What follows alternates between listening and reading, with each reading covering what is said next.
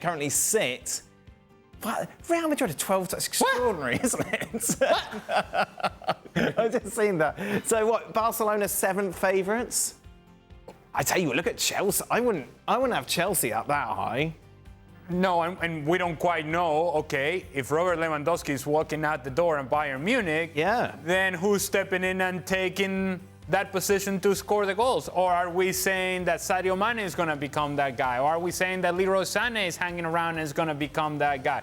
Or Serge Gnabry is going to take on the responsibility of scoring goals for Bayern Munich? It's a big hole that Robert Lewandowski is leaving at Bayern Munich. I think Bayern Munich is a little too high. Barcelona jumps up in the list, and certainly Real Madrid should be at top of this list because, mind you, not only are they the defending champions, I can make the argument that they've gotten stronger. That bringing Rudiger makes them stronger, makes them better in the back line. That bringing in Tchouaméni gives them depth in the midfield, something that perhaps they didn't have as much as they would have wanted. And so you have now the idea of Camavinga, you have the idea of Fede Valverde as an option to Kroos and Modric and Casemiro.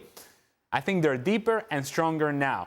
But the one position that I'm concerned, and Craig just mentioned it, is the backup to Karim Benzema. Because if he goes down injured, then everything seems to collapse for Real Madrid. And we saw it last season. When he wasn't around, this was a different team. So you need a credible player, a credible threat in that position that can at the very least rest Benzema every once in a while.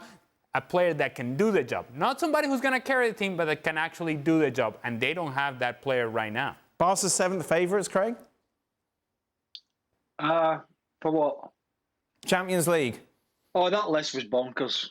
Just don't freaking ignore it. I mean, Chelsea ahead of Real Madrid. I mean, come on. I mean, the Palace spent. I've been. I mean, what were we talking about? I've lost track here. I don't know. I don't think they. I don't know. You know, the other concern is middle of the park. Busquets is, you know, he's got a lot of miles in those legs. Yeah. And then if De Jong goes, and that changes by the day, who the hell knows what's going on?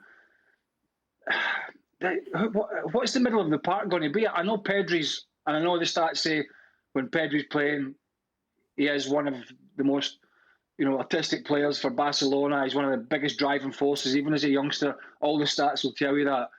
But you still need other players around about him, so the middle of the park would be a worry for me. But yeah, I don't know. And defensively as well, Ali mentioned, you know, Rudiger going in there at Real Madrid, that's strengthening that, no doubt.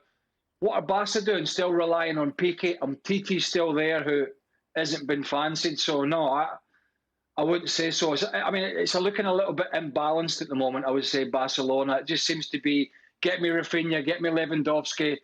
And if they ditch De Jong on Xavi, if he wants rid of him, they have to make sure they're bringing other midfielders in, because I do think they could be short in that position. Well, thank you very much for watching ESPN on YouTube. For more sports highlights and analysis, be sure to download the ESPN app. And for live streaming, premium content, and let's not forget as well, ESPN FC 7 days a week. Subscribe to ESPN Plus.